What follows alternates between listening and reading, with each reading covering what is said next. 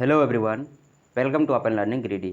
और आज की इस वीडियो में हम देखने वाले हैं मैथ्स का सेट नंबर 3 जो कि लिया गया है उड़ान वाली बुक से।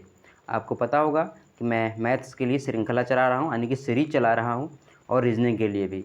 तो अगर आप इस वीडियो में पहली बार आ रहे हैं तो पीछे वाली वीडियोज़ आप देख सकते हैं। वहाँ पर डीएसपी की पाठशाला जो सक्सेस प्लानर बुक आई थी उससे पूरा कंप्लीट करवा दिया गया। मैथ्स और रीजनिंग उसकी चल रही है और अभी हम लोग उड़ान वाली बुक से मैथमेटिक्स कर रहे हैं। इसके बाद हम लोग रीजनिंग को करने वाले हैं।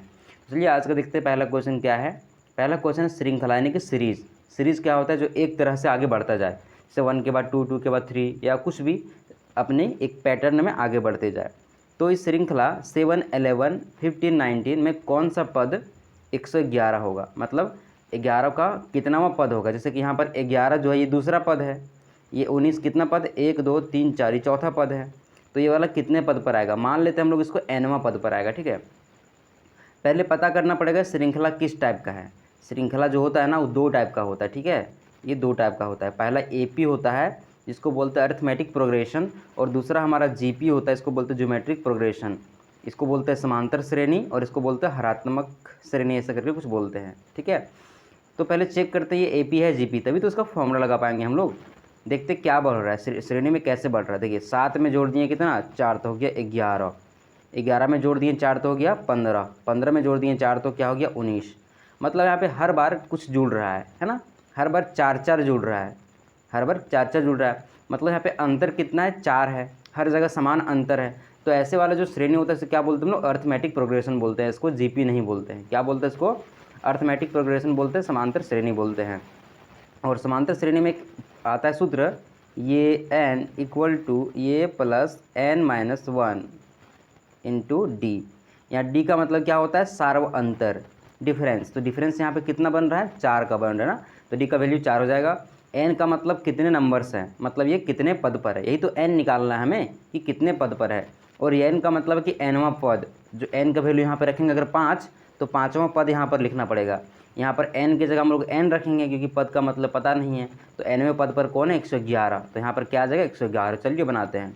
111 के बराबर क्या हो जाएगा? ये का मतलब पहला टर्म, पहला पद कौन है? 7। 111 equal to 7 plus n-1। n कितना है पता नहीं है, तो n ही रखेंगे हम लोग। n-1 इंटू डी कितना है? 4 है।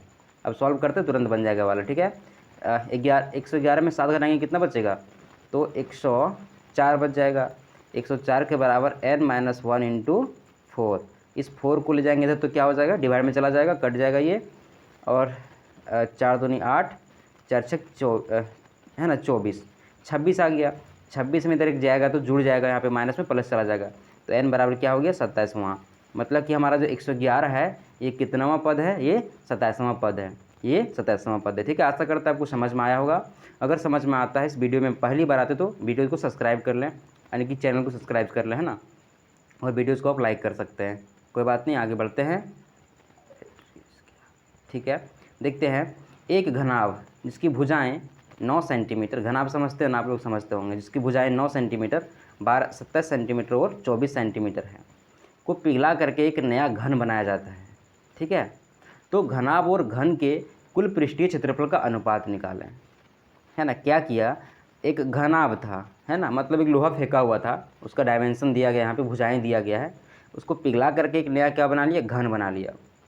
तो दोनों का क्या होगा? आयतन बराबर होगा, है ना। वही तो पिघल करके दूसरा रूप में चला गया है, तो आयतन क्या होगा उसका? दोनों का बराबर होगा। तो पहले इसका आयतन निकालेंगे और इसके आयतन के बराबर कर देंगे। ठीक है, तो घन का आयतन क्या होता है? सॉरी, घनाभ का आयतन क्या होता है? इसका घनाभ का आयतन क्या होता है? LBH, लंबाई गुने चौड़ाई गुने ऊंचाई। लीजिए, लंबाई गुने चौड़ाई गुने ऊंचाई लिख दिए। और आपकी जो घन होती है, ये वाली घन यहाँ पे दिया गया है, इसका घन का क्या होता है? आयतन। तो भुजा का क्यूब, हम लोग भुजा को मान लिए ये, तो एक का क्या हो जाएगा? क्यूब, है ना। एक का क्या हो जाएगा? क्यूब। चलिए अब इसको सॉल्व करेंगे और यहाँ से हम लोग ये को निकाल लेंगे बाहर। अगर ये जो 3 लगा हुआ है, इस 3 को इधर भेज देंगे तो यहाँ पे क्या लग जाएगा? √3। मतलब अगर इसके अंदर में 3 गो आएगा ना कोई, तो एगो बाहर निकलेगा। 3 आदमी रहेगा तो बाहर, ये तो पता होगा आपको, है ना। छोटा चीज़ बता रहे हैं हमको, कोई बात नहीं।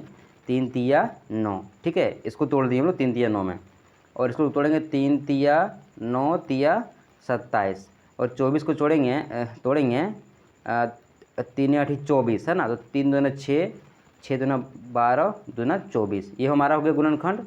इसको गुणनखंड कर दिए, बराबर क्या आ गया हमारा ये यहाँ पर 3। ठीक है, देखिए ये 3 बाहर निकल जाएगा, ये 3 बाहर निकल जाएगा और ये 3 ठो 2 बाहर निकल जाएगा, है ना।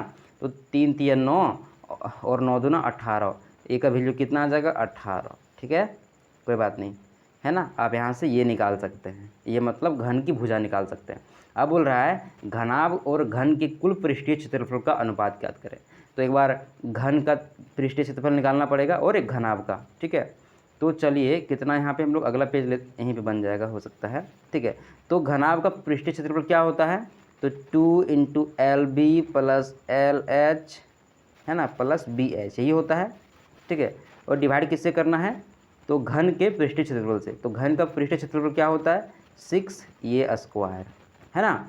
उसका 6 गो फेस होता है, 6 ठो उसका मुंह होता है कह सकते हैं, तो 6 ये स्क्वायर। ठीक है, अब इसी को बनाते हैं, इस 2 से काट सकते हैं, 2 तिया 6 कट जाएगा ये वाला। LB कितना है, देखिए इसको मान लीजिए L, इसको मान लीजिए B और इसको मान लीजिए H। पहले LB करेगा तो डायरेक्ट मल्टीप्लाई करके लिखते जाते हैं नीचे में हम लोग। तो 9 से 63 का 3। ठीक है, बक्यात में 6 बच गया, 9 दूना 18, 18 और 6 कितना हो गया 24। LB कितना आ गया 243, थोड़ा ये टेढ़ा हो गया क्या, 1 मिनट, है ना, 243 नहीं,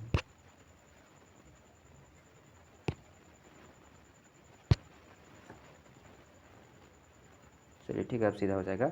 ये 243 आ गया। अब करेंगे हम लोग किसको, LB हो गया, अब LH, L और H इसको कर सकते हैं ना, कोई बात नहीं। तो 9 × 36 के 6, बक्यात में 3 और 9 दूना 18, 18 और 3 21, ये हो गया। LB हो गया, LH। अब करते हैं BH, इसको करते हैं 27 24 को मल्टीप्लाई करना पड़ेगा, 27 और 24, 4 × 28 के 8, बक्यात में 2, 4 दूना 8 तो 10, क्रॉस 27 दूना 54।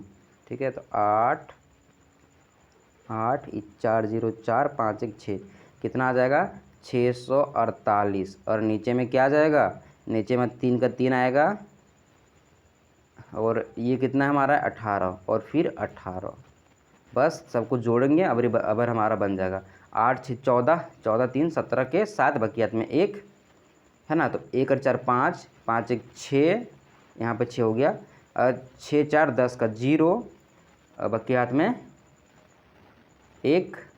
ठीक है, 6 1 7, 7 2 9, 9 2 11, 11। ठीक है, और यहाँ पर आ गया 3 × 18 × 18, काटते हैं, देखिए 7 2 9 जोड़ के कितना बराबर में 9 आ रहा है, तो 3 से आराम से कटेगा वो, 3 तिया 9 और बच जाएगा 3 9 में 27। ठीक है, 3 तिया 9 और 2 बच गया।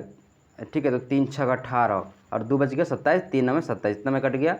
अब 9 से काटते हैं, 9 दूना 18, 9 चक 36, 9 एकम 9, ये आ गया हमारा 41, 9 चक 36 और 9 एकम 9 18, 41, और इधर नीचे में आ गया 18 दूना 36, मतलब 41 और 36, कहाँ पर 41:36, ये हमारा आंसर है।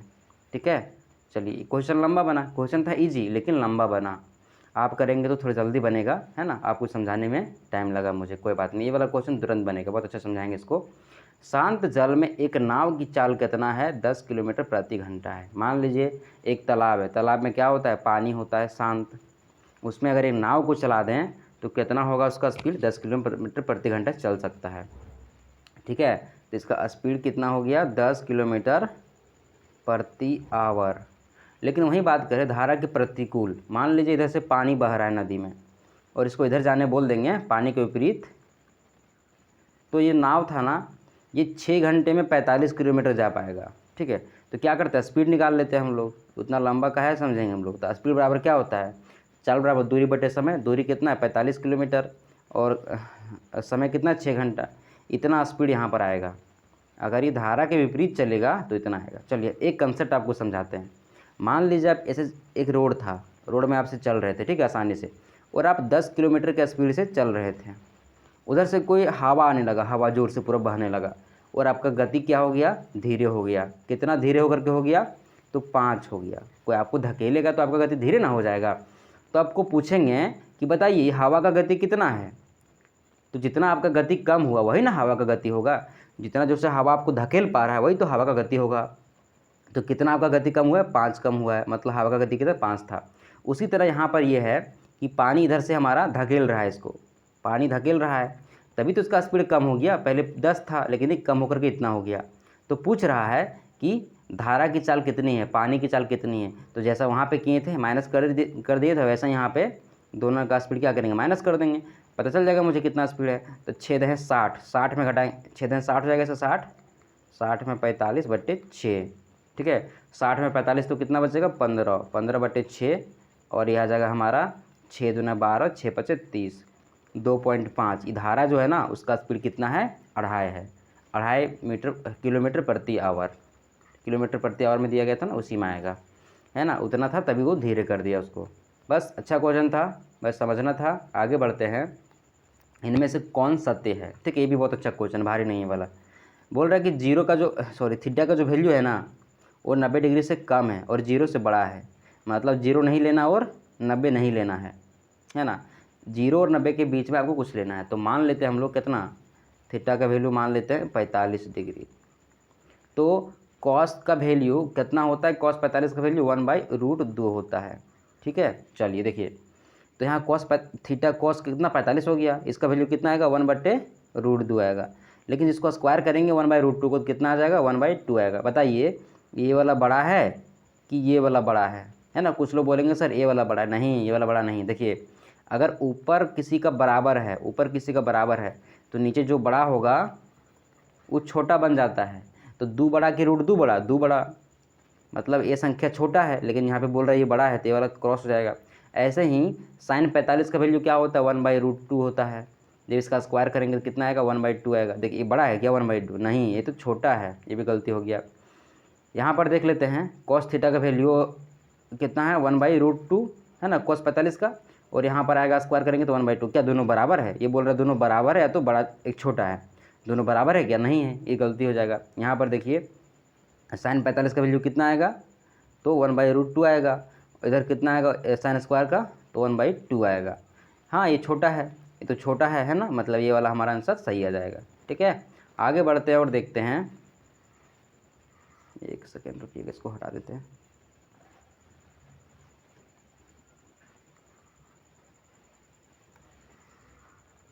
चलिए, अधिक कोई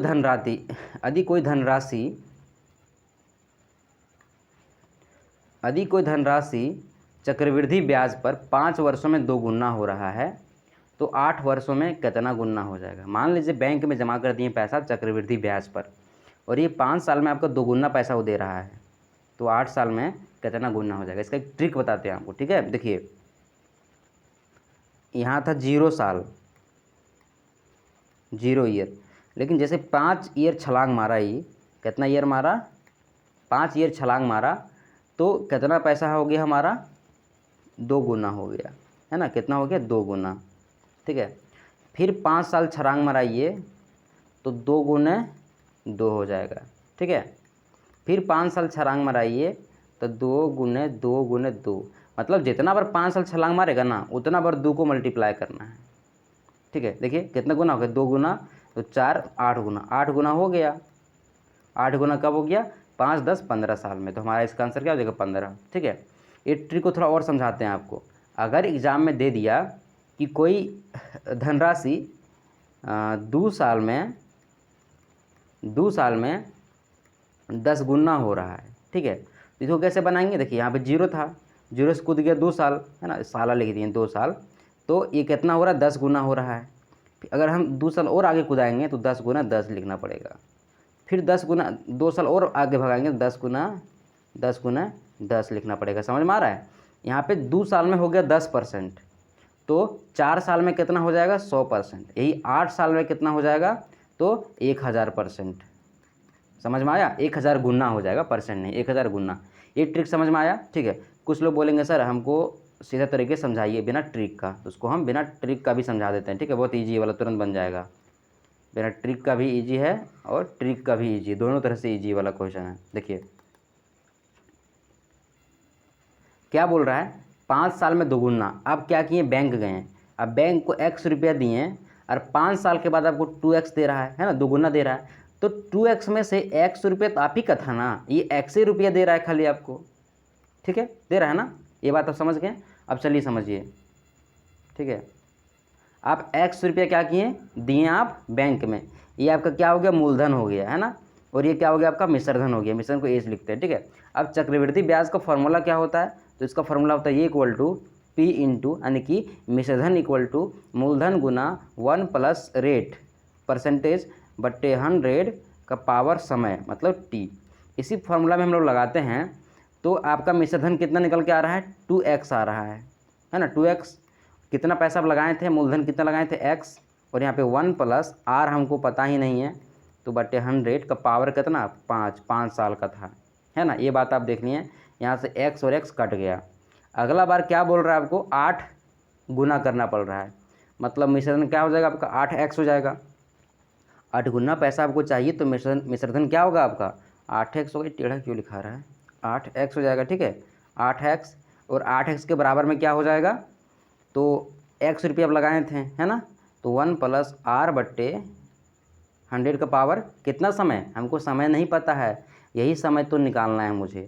यहाँ से x कट गया। अच्छा, ये जो 8 था इसको आप 2 का पावर 3 लिख सकते हैं क्या, 2 दूनी 4 दूनी 8 लिख सकते हैं ना, आराम से लिख सकते हैं, ठीक है। अब देखिए यहाँ क्या था, 2 था, और यहाँ पर क्या था, यहाँ पर क्या 2 का पावर 3 है, तो इसको इसके बराबर करने के लिए क्या करना पड़ेगा, 2 का पावर 3 लगाना पड़ेगा। वहाँ पर अगर 2 का पावर 3 लगाएंगे तो इसके ऊपर भी 2 का पावर क्या 3 लगाना पड़ेगा, है ना, यहाँ पर पावर क्या लगाना पड़ेगा, तो 3। अब देखिए इधर का बराबर, तो इधर वाला भी क्या रहेगा, बराबर रहेगा, है ना। चलिए इसको लिख लेते हैं, क्या आएगा बराबर में हमारा, तो 1 प्लस r बट्टे 100 का पावर 5, अच्छा 5 गुने 3 है ना, 5 के पावर 3 तक क्या हो जाएगा 15, सीधा लिख दीजिए 15 यहाँ पर। समझे ना कैसे गुना किए मैंने, इसका पावर 5 था और ऊपर में और 3 लगा दिए, 5 दिए 15 हो गया, बराबर 1 प्लस r बट्टे 100 का पावर कितना t। देखिए नीचे वाला बेस सेम है और इसका भी सेम है, तो दोनों को काट दीजिए तो क्या बच जाएगा 15 के बराबर t। देख रहे हैं, इधर भी बन गया उधर भी बन गया, बहुत आसानी तरीके से बन जाएगा आपको, है ना। तो इसका आंसर हो जाएगा 15 साल। चलिए आगे बढ़ते हैं और देखते हैं। अच्छा नेक्स्ट क्वेश्चन, ठीक है, ये वाला क्वेश्चन भी थोड़ा समझने का ज़रूरत है। इतना के बराबर दिया गया है 62, तो निकालना आपको इतना। कुछ लोग क्या सोचेगा कि इसको देंगे स्क्वायर करेंगे तो 4 दूना 8 आ जाएगा, x का पावर 8 आ जाएगा, लेकिन x के पावर 6 लाना है आपको। अगर इसका क्यूब भी करेंगे तो 4×3 = 12 आ जाएगा पावर, लेकिन आपको कितना लाना है 6 लाना है। तो क्या करना पड़ेगा मुझे, देखिए ये जो लिखा हुआ है इसको ऐसे लिख सकते हैं आप, क्या x का पावर 2 प्लस 1/x का पावर 2 लिख सकते हैं कि ना। कोई गलती किए हैं क्या हम, कोई पाप किए नहीं, कोई पाप नहीं किए हैं, उसी को लिखे हैं। अब क्या कर सकते हैं हम लोग, अगर हम लोग ये वाला चीज़ निकाल लें, क्या चीज़, अगर हम लोग x का स्क्वायर प्लस 1/x का स्क्वायर ज्ञात कर लें हम लोग, तो इसका क्यूब कर देंगे, इसका क्यूब करेंगे 2 3 6 आ जाएगा, और वही तो हमको निकालना है x का पावर 6, है ना। तो इसी से हम लोग फाइंड करने का कोशिश करते हैं क्या इसका। देखिए यहाँ पे क्या लिखा है, ये स्क्वायर प्लस बी स्क्वायर। अच्छा तो 2ab अगर बना देंगे तब तो इसका होल स्क्वायर बन जाएगा। चलिए बनाते 2ab, एक्स स्क्वायर, ठीक है, ये हो गया ये स्क्वायर है ना, तो इसको पूरा ये मानना है, प्लस 1/x का स्क्वायर, ये हो गया हमारा बी स्क्वायर, प्लस 2 इंटू ये कितना हमारा है एक्स स्क्वायर है ना, इतने ना है, b कितना है 1/x स्क्वायर है, 2ab हो गया बराबर 62, है ना। यहाँ पे कुछ हमको ऐड करना पड़ेगा, ठीक है। जब यहाँ पर हम लोग चीज़ को ऐड किए ना, अपने मन से ना ऐड किए हैं, तो यहाँ पर भी ऐड करना पड़ेगा। देखिए यहाँ पे क्या ऐड किए हम, देखिए इसको काटेंगे तो कट जाएगा, मतलब क्या सिर्फ ऐड किए हम 2 ऐड किए हैं, आपको दिखाने के लिए इतना लंबा किए हैं हम, ठीक है। ऐड करने की जरूरत है ये नहीं, क्योंकि दोनों कट के एक ना आ जाएगा। इधर भी 2 ऐड किए और इधर भी क्या ऐड किए 2 ऐड किए, तो देखिए क्या आ गया,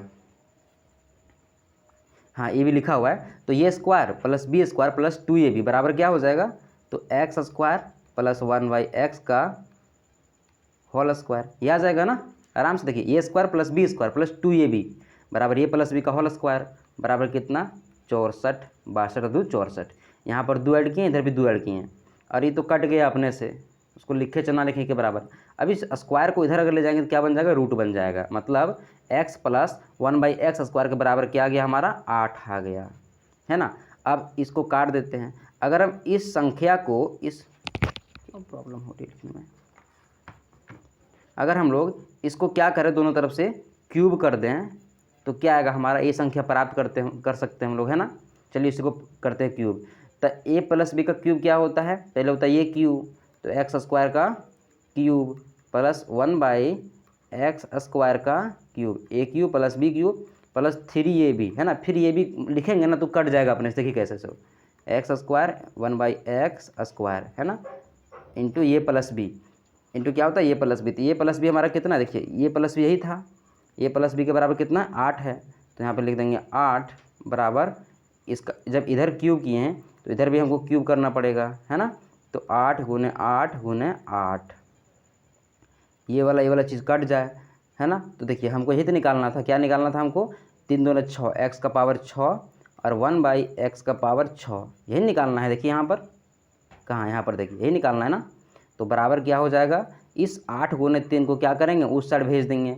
तो पहले से क्या था उधर, 8 गुने 8 गुने 8 था, और इसको भेजेंगे 8 गुने 3 को इधर भेजेंगे। तो 8 8 कॉमन ले लेते दोनों तरफ से ना, तो 8 कॉमन ले लिए, तो यहाँ बच गया 8 8 64, और यहाँ बच गया 3, 64 में 3 घटाएंगे क्या बचेगा, 61, यानी कि 8 गुने 61, और मल्टीप्लाई करिए 8 एकम 8, दोनों को 8 एकम 8 आ जाएगा, ये वैसे काट दिए हम लोग, है ना।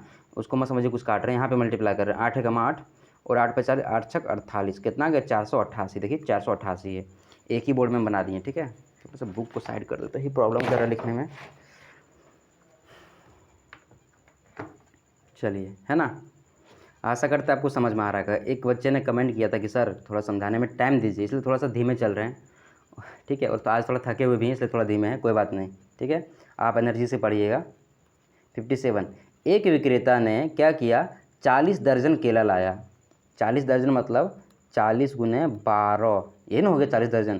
कितना में खरीदा, 250 रुपया में खरीदा। उसमें से 30 केले जो थे ना सड़े हुए निकल गए, 30 केला सड़ा हुआ था। तो 30 केला सड़ा हुआ था, उन्हें बेचा नहीं जा सकता, उसको बेच नहीं सकते हैं, मतलब 30 केला का दाम फालतू में चला गया, ठीक है। तो यहाँ से क्या करेंगे, इतना के बराबर क्या, 12 चक 48, 480 है, 480 में 30 केला घटाना पड़ेगा, तो क्या बचेगा मेरा, 430 में घटाएंगे तो 450, यानी कि 450 केला खरीदा ना तो 250 रुपया लगा, ठीक है। ये कहने का मतलब है, भले ही लाया 12 दर्जन, लेकिन उतना केला ख़राब ना निकल गया, उसको पैसा नहीं मिलेगा, मतलब 450 केला का दाम पड़ गया उसको 250 रुपया। उसे शेष केले को प्रति दर्जन किस पर बेचना चाहिए कि उसे 20% का लाभ हो।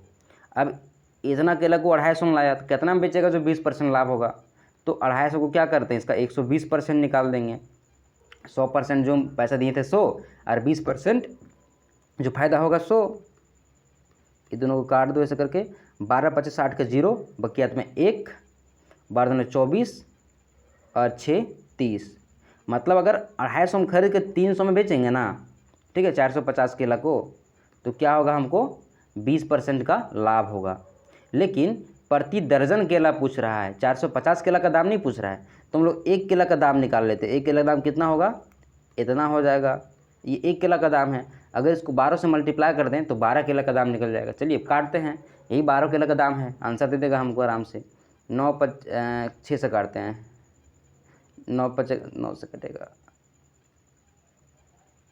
3 से काटते हैं, चलिए 15 3 45, है ना, और इधर 3 1 0 0 100, ये 0 ये कट गया, ये 5 3 15, 5 दूना 10 और 3 चके 12, 4 दूना 8, मतलब 12 केला का दाम क्या हो जाएगा आपका, 8 रुपया हो जाएगा, ठीक है। ऐसा करते आपको समझ में आया होगा, मैंने प्रैक्टिकल वे में समझाया इसको।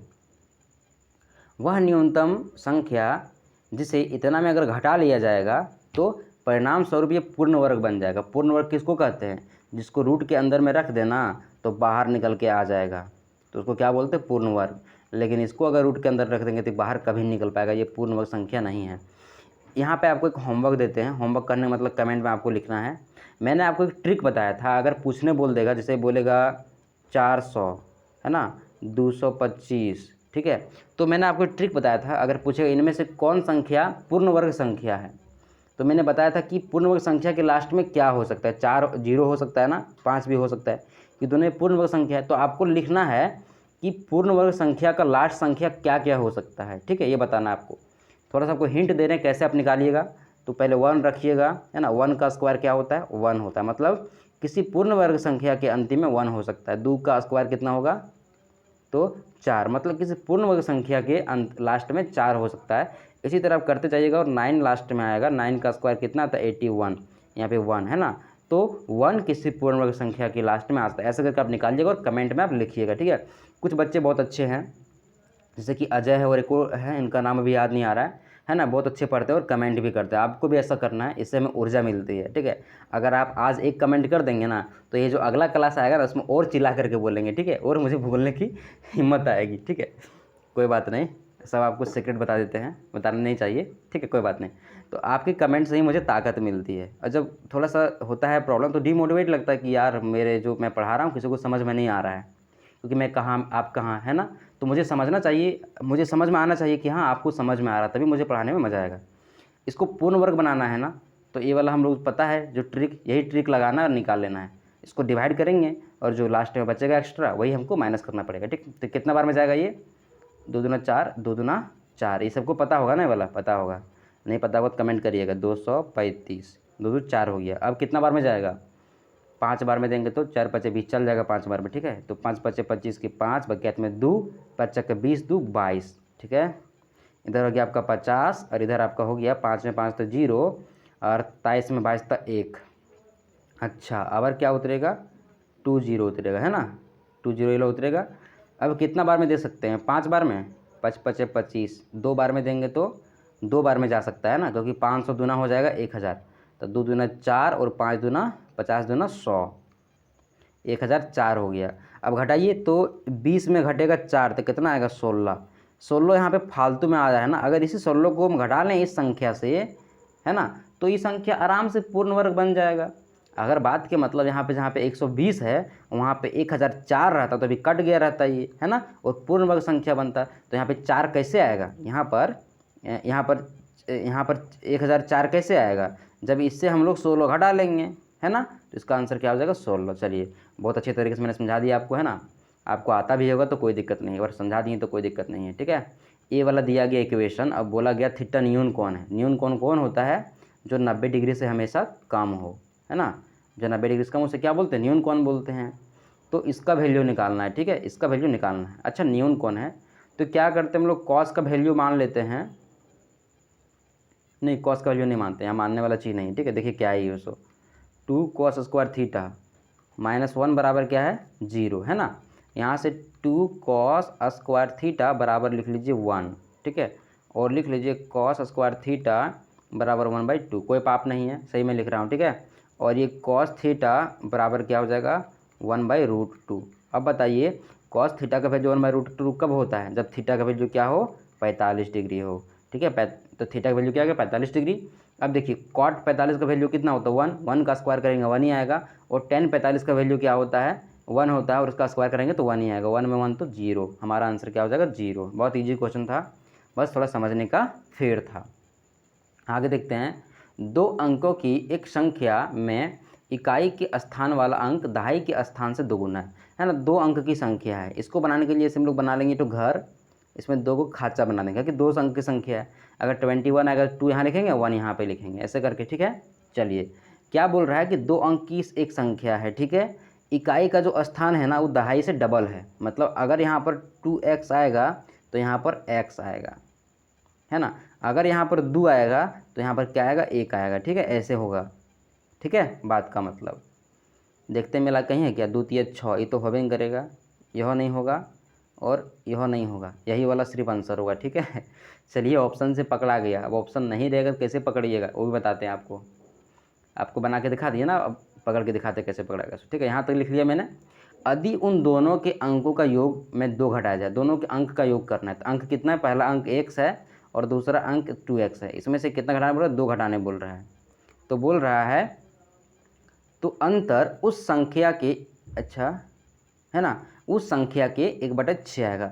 ये हमारी संख्या कितनी है, तो संख्या हमारी है 10x, तो संख्या कितनी, 10x + 2x है, ठीक है, यहाँ पे लिखते गंदा हो गया। संख्या हमारी कितनी 10x + 2x। आप बोलेंगे सर 10 कहाँ लाए हैं? देखिए अगर आपके पास 21 संख्या है तो इसको क्या लिखेंगे आप? 20 + 1 ना लिखेंगे या 2 + 1 लिखेंगे? ये तो गलती हो जाएगा। 20 को आप ऐसे लिख सकते हैं, तो हम लोग ऐसे लिखेंगे। कैसे लिखेंगे? 10x + 2x, क्योंकि हमें संख्या पता नहीं है। x 2x लिखेंगे तो फिर बनाने में दिक्कत ना होगा। आपको बोलेगा सर x 2x लिख दीजिए, ये तो नहीं बनेगा, गलती हो जाएगा। ऐसे बनाएंगे। बोल रहा है इसके 1/6 के बराबर है, बस। अब क्या करिए, देखिए x + 2x 3x, और इसको जैसे ले जाएंगे तो 6 × 18x, और ये 6 इसमें भी मल्टीप्लाई होगा तो -12 बराबर क्या 10x। अच्छा 10x से 2x कितना हो जाएगा? 12x हो गया। इस 12x उधर ले जाएंगे तो 12 में 18 में 12 घटेगा कितना? 6x, और इसको इधर ले जाएंगे तो बचेगा कितना? 12। तो 6 दूना 12। x का वैल्यू कितना आ गया? 2, मतलब यहाँ पे 2 आएगा, 2 दूना 4 यहाँ पर आएगा, आ गया 24। बस, बहुत अच्छा था, है ना। आगे बढ़ते हैं और देखते हैं हम लोग। UVW मिल करके किसी काम को 15 दिन में करते हैं। ऐसा वाला क्वेश्चन बहुत करा चुके हैं। DSP वाला जो बुक था उसमें वाला क्वेश्चन हर सेट में आता था, 1 या 2 आ ही जाता था, है ना। तो आप लोग अभी तक लगता है समझ गए होंगे। मुझे नहीं समझ में कोई बात नहीं, मैं हूँ ना, हर बार आपको नई तरीके से बताऊँगा। 3 आदमी मिल लिया और एक काम को 15 दिन में कर रहा है, ये दिन लिखा हुआ, ठीक है। अबर बोल रहा है यू अकेला 60 दिन में कर रहा है, लेकिन यू जो है ना अकेला 60 दिन में काम कर ले रहा है। तो ऐसे क्वेश्चन में क्या करते हैं हम लोग? टोटल वर्क निकालते हैं। टोटल वर्क क्या करेंगे? दोनों को एलसीएम निकाल देंगे। तो 15 और 60 का एलसीएम कितना आएगा पता है? 60 ही आएगा, क्या कि 15 चक्के 60 कट जा रहा है ना। ये हमारा क्या निकल गया? टोटल वर्क निकल गया, मतलब पूरा काम कितना हमारा? 60 काम है। अब देखिए 3 गो आदमी है, ये 15 एक दिन 3 गो आदमी है, ये 15 दिन में काम करता है। कितना काम? 60 काम करता है। तो एक दिन में कितना काम करता होगा? 4 ही काम करता होगा तीनों मिल करके, तब है ना। 4 करते करते 15 दिन काम किया तो 60 काम हो गया। एक दिन में 4 काम तो 2 दिन में 8 काम, 3 दिन में 12 काम होगा ना। वही बताता है 15 दिन में 60 काम। अच्छा, यू 60 दिन में 60 काम, मतलब एक दिन में एक काम कर रहा है, एक दिन में एक काम। यहाँ से आप देख सकते हैं यू का एफिशिएंसी, मतलब यू का जो काम करने का एक दिन में कितना करता है? यू एक दिन में एक काम करता है, मतलब ये दोनों मिलकर कितना काम करता होगा? 3 ही काम करता होगा एक दिन में। एक दिन में 3 ही काम करता होगा। अच्छा, यही पूछा है कि वी और डब्ल्यू इस काम को कितना दिन में पूरे करेगा? तो वी और डब्ल्यू एक दिन में 3 काम, तो 60 काम कितने दिन में करेगा? 15 दिन, 15 दिन नहीं 20 दिन में ना। 20 × 60 होता है, 20 × 60 20 दिन में कर लेगा। बस, समझ में आया होगा। ठीक है, आगे बढ़ते हैं। लाइव क्लास में लोग बच्चे रिप्लाई करते हैं कहाँ से समझ में आया, लेकिन आप लोग ऑफलाइन में, चलिए कोई बात नहीं, बहुत अभी बचा हुआ है ना, जल्दी थोड़ा पढ़ाते हैं। यदि एक त्रिभुज की माध्यिकाओं की लंबाई 18, 24 और 30 है ना। माध्यिका मतलब आप समझते होंगे, ऐसे जो है ना एक त्रिभुज, इसको जो बीच में काटता है ना उसको माध्यिका बोलते हैं। क्या बोलते हैं इसको? माध्यिका बोलते हैं। तो इसमें फिगर वगैरह ड्रॉ नहीं करना है, इसमें एक फार्मूला आता है कि अगर किसी का माध्यिका दिया गया है ना और उसका एरिया पूछा जा रहा है, एरिया ना पूछ रहा है यहाँ पर, एरिया ने क्षेत्रफल पूछ रहा है। क्षेत्रफल क्या होता है उसका? तो होता है 4/3। अरे वो हेरोन का सूत्र पढ़े होंगे, ठीक है, 1 मिनट रुकिएगा। 4/3 ही है ना, 62 नंबर क्वेश्चन, 62, हाँ 4/3 है, ठीक है। और आप क्या पढ़े होंगे? हेरोन का सूत्र पढ़े होंगे। हेरोन का सूत्र तो कोई भूल नहीं सकता है। क्या होता है? √S × S - A × S - B × S - C, यही ना होता है। तो हेरोन का सूत्र लिख लेना है और आगे में क्या लिख देना? 4/3, जब अगर तीनों का माध्यिका दिया रहेगा। और S क्या होता है? S तीनों को जोड़ करके 2 से भागा दे दो तो S निकल जाता है, इसको बोलते हैं अर्ध परिमाप। तो जोड़ते हैं तीनों को, 18, 24 और 30 कितना होगा? तो 8 × 4 12, 12 और 0 2, बकियात में 1, 2 और 1 3, और 3 और 3 6 1 7, आ गया 72। 72 डिवाइड करेंगे 2 से कितना आएगा? 36 आया, ठीक है। चलिए बनाते हैं इसी में। तो 4/3 लिख लिए और अंदर लिख लिए 36, रूट लगा देते हैं क्या, नहीं तो भूल जाएंगे तो गड़बड़ हो जाएगा। 36, और इस 36 में क्या घटेगा? ये का वैल्यू कितना? 18 है। तो 36 में घट जाएगा 18 तो कितना बचेगा? 18 बचेगा, 18 बचेगा ना, 18 में 36 होता है। फिर S में घटेगा B मतलब 24, तो 36 में 24 लिख के घटा लेते हैं 24, तो 2 और 1 3, 12 बचेगा, ठीक है। और इस 36 में घटेगा 30, तो कितना बचेगा, 6 बचेगा। बस इसको रूट से बाहर निकालेंगे, हमारा आंसर आ जाएगा। तो 4/3, ठीक है। इस 6 का बाहर कितना निकलेगा, 6 निकल जाएगा। 36 का बाहर क्या निकलेगा, 6।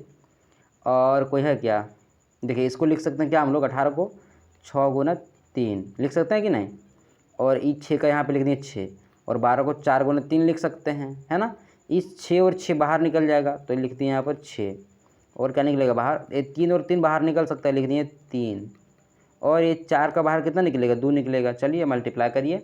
अच्छा 3 दूना 6 हो गया, 4 दूना 8, 8 छक 48 और 3 दूना 6, तो 8 पे 40, 8 5 40, 8 छक 48 के 8, बाकी 4, 6 से 24 और 4 28। आ गया आंसर। बहुत ईजी था, थोड़ा हैंड राइटिंग गंदा हो रहा है ना। अच्छा सुधारते हैं आगे से। 2 बसें एक समय में दिल्ली और आगरा से चलती है। अच्छा इधर है दिल्ली और इधर है आगरा, दोनों से बस चल रहा है, इधर से और एक इधर से। दोनों एक दूसरे से 300 किलोमीटर के दूर में, मतलब ये जो है ना, दोनों का दूरी कितना है, 300 किलोमीटर है। यदि उनकी गति कितना है, एक का 38 किलोमीटर प्रति घंटा, दूसरे का 37 किलोमीटर प्रति घंटा, दोनों कितने समय के बाद एक दूसरे को पार करेगी, मतलब दोनों कितने देर के बाद आकर के मिल जाएगी। ठीक है, दोनों कितने देर के बाद आकर के यहाँ पर कहीं पर मिल जाएगी। ठीक है, तो दोनों कब मिलेगा, जब ये टोटल डिस्टेंस 300 कंप्लीट हो जाएगा डिस्टेंस, है ना। तो हम लोग क्या करते हैं, बनाते हैं वही, दूरी बराबर क्या होता है, दूरी बराबर होता है चाल गुना समय। तो चाल कितना है इसका, 38 है। और मान लीजिए टी समय तक चला, तो दूसरा वाला भी 37 किलोमीटर प्रति घंटा का आवर से टी समय तक चलेगा। दोनों बराबर ही चलेगा। जब कोई आकर के मिल गया तो दोनों तो बराबर समय चला होगा, जब एक ही बार चल रहा है तो। और दोनों दूरी का जोड़ दिए, दोनों का दूरी कितना आना चाहिए, 300 आना चाहिए, क्योंकि दोनों एक इधर से आके मिला है। टोटल 300 किलोमीटर कंप्लीट कर लिया है। ठीक है, यहाँ से क्या करिए, टी ले लीजिए कॉमन, तो 38 और 37 जोड़ेंगे कितना आएगा, 8 7 15 के 5, बाकी हाथ में 1, 3 3 6 1 7, 75 हो गया। 75 टी बराबर कितना हो गया, 300। और इस तरह से टी का वैल्यू अगर निकालेंगे तो इस 75 को ला करके यहाँ लिखना पड़ेगा, 25 × 75 और 25 एकम 25, 25 दूना 50। ठीक है, और 3 × 12, मतलब 4 घंटा में क्या करेगा, दोनों आकर के मिल जाएगा। ठीक है, चलिए आगे बढ़ते हैं। 64 नंबर क्वेश्चन देखते हैं हम लोग। ठीक है, यदि ये और बी का वैल्यू इतना है और बी सी का इतना, तो ए बी सी सबसे अच्छा क्वेश्चन है। इसको ऐसे लिखते हैं, ये बी और सी ऐसे लिख लेते हैं। ठीक है, क्या दिया गया, ए बी दिया है ना, तो ए बी के नीचे क्या लिखेंगे, 7 और 9 लिखेंगे, और बी सी के नीचे क्या लिखेंगे, 3 और 5 ऐसे करके। ई घर के खाली, उसके बगल वाला के यहाँ डाल दो, ई घर खाली तो उसके बगल वाला यहाँ के डाल दो। 7 × 21, 9 × 27, 9 × 5 = 45, कटेगा 3 × 7 = 21, 3 × 9 = 27 और 3 × 15 है 9, 7 × 9 = 15 आया, 7 × 9 = 15 कहीं पे है, 7 × 9 = 15, ये वाला आंसर हो जाएगा। अब आगे नहीं कटेगा, ठीक है, कटेगा तो आप लोग काटिएगा, नहीं कटेगा मेरे से अब। ठीक है, चलिए आगे देखते हैं। किसी समतल भूमि पर बिंदु P से मीनार के शीर्ष उन्नयन का कोण 30 है। चलिए छापते हैं फटाफट। एक ऐसे करके समतल भूमि है, ठीक है, इस समतल भूमि से एक मीनार है, मीनार मैंने ऊंचा रहेगा, और यहाँ से भूतल से बोलेगा ना, इसका कितना डिग्री ये वाला है, तो 30 डिग्री है। उन्नयन कोण दिखता है नीचे से। यदि मीनार की ऊंचाई 100 है, ये मीनार का ऊंचाई 100 है, तो यही पूछ रहा होगा ना ये वाला। ये बिंदु P से लेकर के मीनार का जो आधार है, ये मतलब यहाँ से यहाँ तक पूछ रहा है, इसको x मान लेते हैं हम लोग। चलिए करते हैं 100/x, ये हमारा लंब, ये आधार। लंब बटा आधार कितना होता है, लंब बटा आधार tan थीटा, और थीटा का वैल्यू कितना है 30, तो tan थीटा का वैल्यू क्या आ जाएगा 1/√3। कैचिया गुना करिए फटाक से, तो x का बराबर आ जाएगा 100 गुना √3। अरे 100√3 कहीं पे है ही नहीं आंसर, हम लोग गलती कर दें क्या, नहीं भाई गलती नहीं हुआ है। 100 गुना 1.73 होता है ना √3 का वैल्यू, और जब मल्टीप्लाई करेंगे तो 173 आ जाएगा, 173 मीटर आ गया। आगे देखते हैं 68। दो सहअभाज्य संख्याओं का गुणनफल कितना है, 117 है। सहअभाज्य यहाँ पर ना इस 17 सिर्फ होगा, ठीक है, 117 गलती से लिखा है, ये गलती से लिखा हुआ है, ठीक है। दो सहअभाज्य संख्याओं का गुणनफल कितना है, 17 है। सहअभाज्य किसको बोलते हैं पता है, जिसका जो HCF होता है ना, जिसका मासा क्या होता है, 1 होता है। जैसे कि 5 ले लेंगे और 4 ले लेंगे, दोनों का मासा निकालेंगे, HCF निकालेंगे, तो क्या आएगा, 1 आएगा। तो जिसका HCF 1 रहे, जिसका मासा एक रहे उसे क्या बोलते हैं, सह अभाज्य संख्याएं। अब देखिए कोनो सह अभाज्य संख्या आ गया तो अगर इसका एलसीएम निकालेंगे तो निकलेगा, नहीं निकलेगा, दोनों कुछ कट भी नहीं करेगा, भागा ही नहीं जाएगा। तो क्या करते हैं, 5 चक 20 मल्टीप्लाई कर देते हैं। अच्छा तो आप बताइए ये दोनों सह अभाज्य संख्या है कि नहीं, उसका एलसीएम निकलेगा, नहीं निकलेगा। तो क्या करेंगे हम लोग, दोनों को मल्टीप्लाई कर देंगे। और मल्टीप्लाई करके वही तो लिखा है गुणनफल, दो संख्या में गुणनफल ही तो लिखा है। और भाई गुणनफल किसके बराबर हो जाएगा, एलसीएम के बराबर हो जाएगा। जिससे जो हमारा 5 चक 20 क्या गुणनफल है और यही तो एलसीएम के बराबर हो गया। उसी तरह से जब दोनों सह अभाज्य संख्या है तो दोनों में कुछ कटेगा ही नहीं, दोनों का एचसीएफ एक आएगा। तो दोनों को मल्टीप्लाई करेंगे तभी क्या निकलेगा, एलसीएम निकलेगा। आपको समझ में आया होगा। और देखते हैं 67 नंबर क्वेश्चन। ये पिछला क्या लिखा हुआ था, 68 66 का मतलब, अच्छा ये क्या है, 68 66 लिखा हुआ है, अच्छा पेज नंबर है, ठीक है 67। मुझे लगा ख़त्म होने वाला बैटरी क्योंकि चार्ज नहीं है। एक पिता अपने 2 पुत्रों को अपनी मासिक आय का 1% उनके जेब खर्च लेता है, ठीक है। मान लीजिए एक आदमी का पापा कितना पैसा कमाता है, 100 रुपये कमाता है, और 1% क्या करता है, अपने बच्चों को देता है। दोनों पुत्रों को मिलने वाली आय धनराशि का 80% बड़े लड़कों को मिलता है, 80% जो ना बड़ा भाई को मिलता है। और जो बड़ा भाई क्या करता है, यहाँ पे यह लिखना चाहिए ना, वह लिख दिया, ठीक है। यह मतलब बड़ा भाई क्या करता है, अपने भाग का 80% खर्चा कर देता है। कितना बचाया, 20% बचाया ना, 20% बचाया, ठीक है 20% बचाया। और यही जो बचा लिया ना वही किसके बराबर है, 20 के बराबर है। हम पहले पता था हमको कि 20% बचाता है, इसलिए 20% पहले लिख दिए हम, ठीक है। और 20 जो बचाया ना 20% वही किसके बराबर है, 20 रुपया के बराबर है। तो ये 20 कट गया, ठीक है, गलती हो गया, ठीक है 1 सेकंड रुकिए। देखिए क्या हुआ, एक पिता अपने 2 पुत्रों को अपनी मासिक आय का 1% दिया है ना, 1% लिख दिए। दोनों पुत्रों को मिलने वाली राशि का 80% बड़े बालक को मिलता है। और क्या करता है, यह अपने 80% व्यय कर देता है, 80% जो उसको मिला ना वो व्यय कर देता है और 20% बचाता है। तो ये लड़का को कितना मिला था, 80% मिला था। जो वर्ष 1% पैसा गया उन लोगों के पास में, 80% इसको मिला और 80% में से 80% खर्चा कर दिया, ठीक है। तो कितना बच गया, 20%। और यही बचत है ना, वह प्रति माह 20 रुपये का बचत कर रहा है, मतलब 20% बचा रहा है। ऐसे होगा इक्वेशन, ठीक है। ये 20 से ये 20 कट गया और ये 8 0 कट गया, तो इधर क्या बच गया, x बराबर क्या बच जाएगा, 1 2 3 और नीचे में बच जाएगा 8। काटिए, 8 एकम 8, 8 दूनी 16, 8 25 40 है ना, 125। कहाँ पर 125, यहाँ पर 125 है। ये वाला आंसर हमारा आ जाएगा, ठीक है। आगे बढ़ते हैं और देखते हैं XYZ एक त्रिकोण में निम्नलिखित में से कौन सी स्थिति सही है। एक त्रिभुज ऐसे करके है, यहाँ पर x है, यहाँ पर y है, यहाँ पर z है। तो बोल रहा है कौन सा सही होगा। पता है कोई त्रिभुज में अगर 2 भुजा को जोड़ देना तो तीसरी भुजा से बड़ा होता है। अगर साइड 1 जोड़ दें प्लस साइड 2 जोड़ दें तो इस साइड 3 से हमेशा बड़ा आएगा, ठीक है। और अगर आप साइड 1 माइनस साइड 2 कर दें, 2 भुजा को माइनस कर दें तो ये हमेशा तीसरी भुजा से छोटा आएगा, ठीक है। यही चीज़ आपको देखना है। देखिए यहाँ पर क्या 2 भुजाओं को माइनस करने पर तीसरी भुजा से बड़ा आ जाएगा, क्या हम ये आपको पढ़ाएं, अभी नहीं पढ़ाएं। हम क्या पढ़ाएं कि जो अगर किसी को माइनस करेंगे 2 साइड को तो तीसरी साइड से क्या आएगा, छोटा आएगा, मतलब ये गलती। अगर 2 साइड को जोड़ दें हम तो क्या वो तीसरी साइड से छोटा आता है, नहीं आता है ना। अभी पढ़ा चुके हैं आपको हम 2 चीज़, ये दोनों याद रखना, कंठस्थ कर लेना, ठीक है। अगर दोनों को माइनस करें तो तीसरी भुजा से क्या आता है, तीसरी भुजा से छोटा आता है। ये सही हमारा है ना। XY कहने का मतलब ये XY भुजा है, ठीक है। आप लोग कन्फ्यूज मत होइएगा, XY भुजा है, ठीक है, हम बताएं नहीं।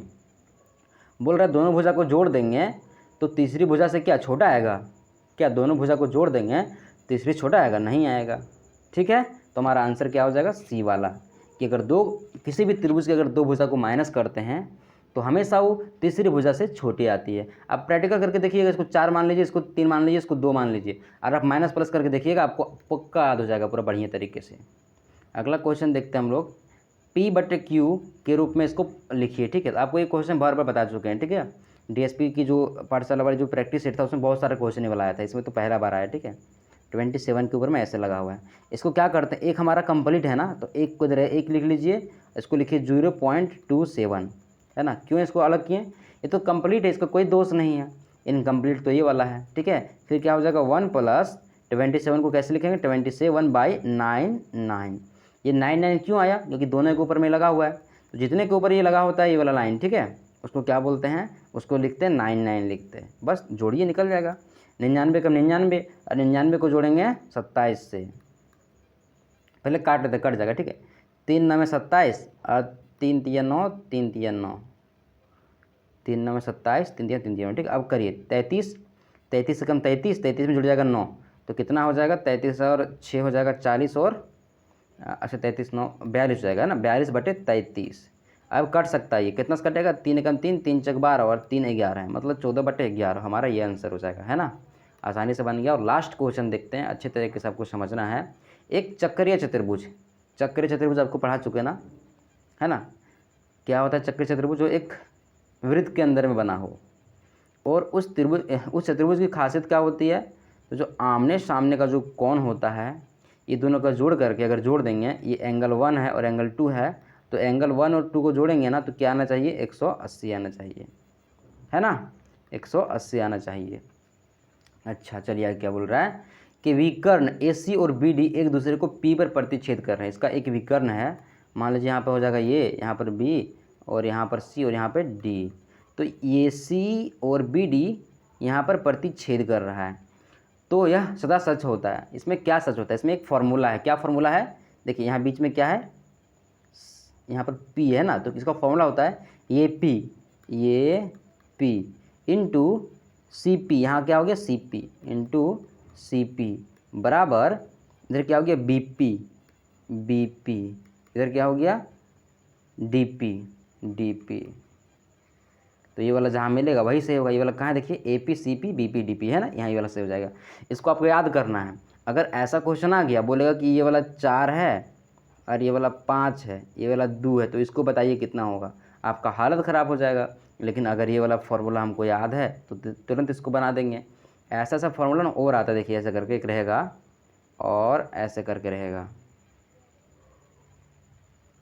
ऐसे करके रहेगा, ठीक है। ये यहाँ पर BCD, इसका फार्मूला होता है AB का होल स्क्वायर बराबर BD इंटू BC। समझ में आया। ये जो पूरा बड़ा वाला है इसका स्क्वायर करेंगे तो एक बार लिखेंगे पूरा BD, देखिए BD लिख दिया मैंने पहले, अरे लिखेंगे भी छोटा वाला जो बाहर में BC, इसका ये फार्मूला होता है। ये वाला क्वेश्चन बार बार आएगा, ठीक है। बोलेगा ये 5 है और ये वाला जो है 4 है, तो पूरा निकालिए, BC को निकालिए, या फिर बोल देगा CD को निकालिए, ठीक है। तो आपको दिक्कत लगेगा निकालने में, लेकिन ये फार्मूला अगर याद रहेगा तो आप निकाल सकते हैं, है ना। चलिए ठीक है, तो आज की वीडियो में बस इतना ही। अच्छा एक चीज़ और बताते हैं, देखिए ये से मान लीजिए हम कर दिए, तो कोई पाप किए क्या, नहीं ना पाप किए हैं, क्योंकि ये सर्कल के अंदर में ही होता है। कौन, सर्कल के अंदर में ही तो हमारा होता है ये चक्रीय चतुर्भुज। अगर ऐसे क्वेश्चन आ गया, एक वृत्त आ गया और वृत्त में ऐसे आ गया और हटो ऐसे आ गया, तो बोलेगा इसमें क्या होगा, तो इसमें भी ये, इसको मान लेते हैं B, इसको मान लेते हैं C, इसको D मान लेते हैं, यहाँ पे मान लेते हैं P, इसमें भी हो जाएगा ये P इंटू CP बराबर DP इंटू BP, है ना। ये वाला सेम है, ये वाला क्या है, सेम है, दोनों का सेम फार्मूला है ना। चक्रीय चतुर्भुज उसी को बोलते हैं जो वृत्त के अंदर में होता है, जो एक वृत्त के चारों कोना उसका इसको परिधि को छूता है ना। तो आशा करते हैं जो हमने बताया लास्ट में ये चीज़ आपको वैल्यूएबल लगा होगा। और आप क्या करिए ना, एक छोटा सा कॉपी रखिए, 10 रुपये वाला कॉपी बहुत पतला मिलता है ना, पहले 5 रुपये कॉपी पतला मिलता था, अब 10 का कॉपी मंगा लीजिए, बढ़िया वाला कॉपी, है ना, इसमें थोड़ा पेज अच्छा रहे। और क्या करिए, जितना फार्मूला हम आपको बताते हैं पढ़ाते समय सेट में, या फिर कहीं भी ट्रिक आपको बताते हैं, या फिर कहीं कोई कंसेप्ट बताते हैं ना, कोई कंसेप्ट आपको बताते हैं, तो क्या करना है, इसको नोट करते जाना उसी में, ताकि जब एग्ज़ाम आएगा तो सिर्फ आप कंसेप्ट को रिवीजन कर लेंगे, है ना। और आपको वीडियो के फॉर्मेट में सॉल्यूशन मिल रहा है, तो आप वीडियो को 2x करके भी और फटाक से रिवीजन कर सकते हैं एग्ज़ाम के टाइम, ये भी आपको फ़ायदा है। लेकिन सबसे फ़ायदा ये वाला होगा कि आप एक नोटबुक रखें और छोटा छोटा सा उसमें लिखते जाएँ, ठीक है।